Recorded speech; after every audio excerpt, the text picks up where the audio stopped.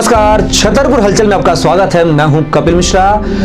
इस समय हम बात करेंगे छतरपुर के सबसे ज्वलनशील मुद्दे को लेकर, जो कि चर्चाओं का विषय गलियारों में बना हुआ है। महाराजा महाविद्यालय, जो कि स्वशासी महाविद्यालय है, इसका संविलियन जो है वो महाराजा छत्रसाल बुंदेलखंड विश्वविद्यालय में करने के आदेश जारी हो गए हैं, जिसको लेकर शहर में राजनीति शुरू हो गई है।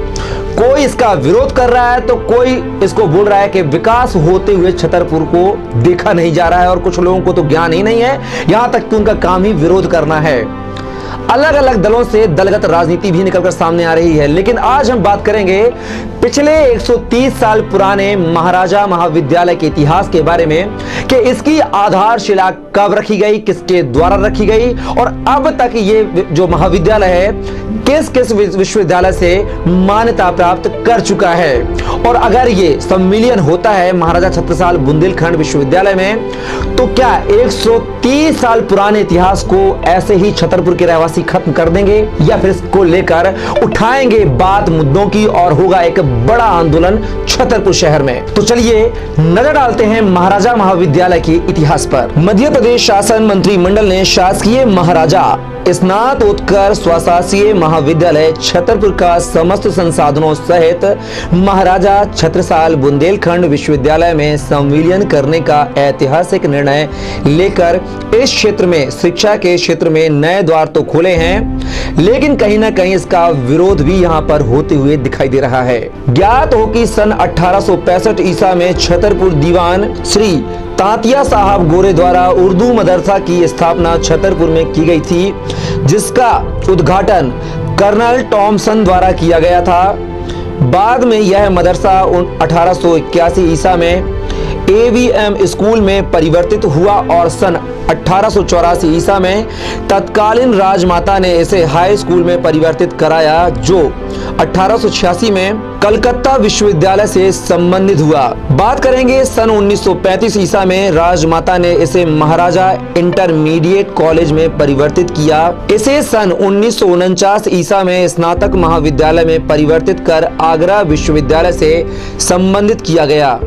सन 1957 ईसा में स्नातकोत्तर महाविद्यालय के रूप में स्थापित हुआ महाराजा महाविद्यालय, जो महाविद्यालय आज महाराजा छत्रसाल बुंदेलखंड विश्वविद्यालय में परिवर्तित होते हुए दिख रहा है। अब इसमें कुलपति प्रोफेसर TR थामक के निर्देशन में इस संविलियन से विश्वविद्यालय में इसी सत्र से कई सारे पाठ्यक्रम आएंगे, जिनमें MSc computer science, MSc microbiology, MA चित्रकला, MA संगीत की कक्षाएं प्रारंभ हो जाएंगी तथा नई राष्ट्रीय शिक्षा नीति के तहत रोजगार पूरक UG, PG diploma in mining science, PG diploma in tourism, UG diploma in computer hardware engineering, UG diploma in interior designing, UG diploma in internet of things, UG diploma in performing arts, UG diploma in web designing and development, certificate course in communication skill, certificate course in desktop publishing, MS office certification program, साथ ही certification course in Photoshop, certification course in networking, certification course in computer added designing and drawing, certificate course in digital marketing course प्रारंभ होंगे। वहीं कृषि संकाय प्रारंभ करने की प्रक्रिया प्रारंभ करने के साथ अगले सत्र से medical college, paramedical college, degree in nursing, पर्यटन संस्थान, BP एड तथा V.Liv प्रारंभ किया जाएगा।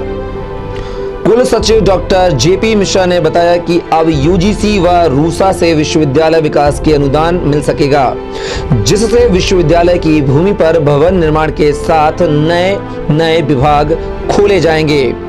अवरुद्ध शोध गतिविधियों को दिशा मिलेगी तथा क्षेत्रीय आवश्यकता को दृष्टिगत रखकर कई राष्ट्रीय शिक्षा नीति के तहत युवाओं को संस्कारित किया जाएगा। तो इन मुद्दों को लेकर महाराजा महाविद्यालय, जो कि स्वशासी महाविद्यालय है, इसको महाराजा छत्रसाल बुंदेलखंड विश्वविद्यालय में संविलियन कर दिया जाएगा। लेकिन क्या इस संविलियन से विश्वविद्यालय का तो विकास होगा, लेकिन 130 साल पुराना जो इतिहास रहा है महाराजा कॉलेज का, जिन लोगों ने इस महाविद्यालय में रहकर पढ़ाई की है, शासकीय सेवाओं में अपनी सेवाएं दी हैं, वो क्या बताने के लायक रहेंगे कि उनकी शिक्षा किस महाविद्यालय से हुई है? यह एक बड़ा सवाल है। और साथ ही यह देखना होगा कि महाविद्यालय के सम्मेलन को लेकर रोड गली से लेकर सदन तक चर्चा का विषय बना हुआ। यहां तक कि छात्र नेता कहते हुए नजर आ रहे हैं कि महाराजा महाविद्यालय का सम्मेलन हरगिज नहीं होने देंगे, चाहे इसके लिए उनके लिए बड़ा से बड़ा आंदोलन क्यों ना करना पड़े।